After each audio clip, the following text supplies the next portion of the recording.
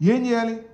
ఇప్పుడు అసెంబ్లీ తాత్కాలికం కట్టారు, హైకోర్టు తాత్కాలికం కట్టారు, సెక్రటేరియట్ తాత్కాలికం కట్టారు, 5,000 కోట్లు ఖర్చు పెట్టారు, మళ్ళీ పర్మనెంట్గా కడతారు. ఇవన్నీ ఏం చేయాలి చెప్పండి? తాత్కాలికం కట్టిని ఎందుకు తాత్కాలికం కట్టాలి? నువ్వు చేసిన తప్పేంటి? 10 సంవత్సరాల పాటు హైదరాబాద్ రాజధానిగా ఏర్పాటు చేసుకో, నీ ఉమ్మడిగా ఉండొచ్చు అని చెప్తే అది వదిలేసి పారిపోయించావు కదా. నీ తప్పిదం కాదు అది, నీ దుర్మార్గం కాదు అది. నిన్ను తంతే ఇక్కడికి వచ్చావు కదా నువ్వు. ఇక్కడికి వచ్చి అన్ని తాత్కాలికం అని కట్టి రాష్ట్రాన్ని సర్వనాశనం చేసావే 5,000 కోట్ల రూపాయలు ఖర్చు పెట్టి. ఎవరు తప్పు చేశారు? ప్రజలు తప్పు చేశారు, నువ్వు తప్పు చేశావు. నువ్వు తప్పు చేసి కట్టుబట్టలతో వచ్చానంట. కట్టుబట్టలు ఎవరు రమ్మన్నారు? నిన్ను 10 సంవత్సరాలు అక్కడ రాజధానిగా ఉండమన్నారు. మిమ్మల్ని 10 సంవత్సరాలు ఇన్ఫ్రాస్ట్రక్చర్ కట్టుకోమన్నారు. 2,500 కోట్ల రూపాయలు మేము ఇస్తామన్నారు. ప్రత్యేక హోదా ఇస్తామన్నారు. పోలవరం నిర్మాణం చేస్తామన్నారు. ఏదైంది ఒకటి చెప్పు? పోలవరం నిర్మాణం అయిందా? 2,500 కోట్లు మాత్రం ఇచ్చారు.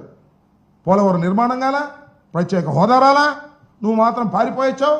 అక్కడ తంతారని పారిపోయొచ్చి ఇక్కడికి వచ్చి అన్ని తాత్కాలికం అని కట్టి డబ్బులన్నీ సర్వనాశనం చేసి ఇవాళ మళ్ళా అప్పుల కోసం ఎగబడతా ఉన్నావు. 52,000 కోట్ల రూపాయలు అప్పులు తీసుకొచ్చేటువంటి పరిస్థితి ఉందా ఇవాళ రాష్ట్రానికి?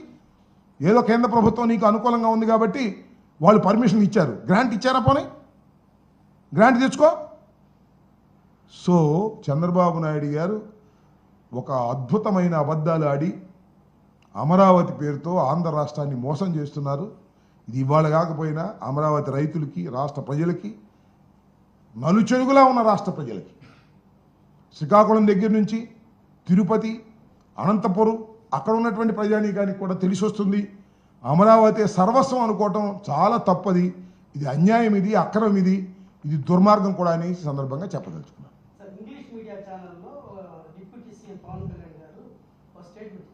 ఏమని? ఆయనకి నేనేంటంటే పవన్ కళ్యాణ్ గారికి కన్సిస్టెన్సీ ఉండదు.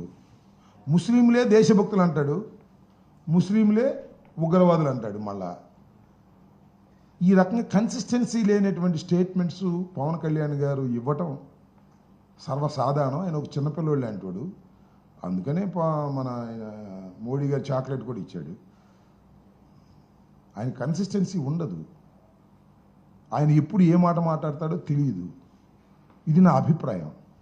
నేను ఇంతకుముందు అనేక సందర్భాల్లో చెప్పి ఆయన రాజకీయాలకు పనికిరాడరా బాబు అంటే మా వాళ్ళందరూ ఎగబడి ఓట్లు వేశారు. ఇప్పుడు కానీ తెలుసుకుంటారు. నేను చేసేది ఏముంది? ఓకే.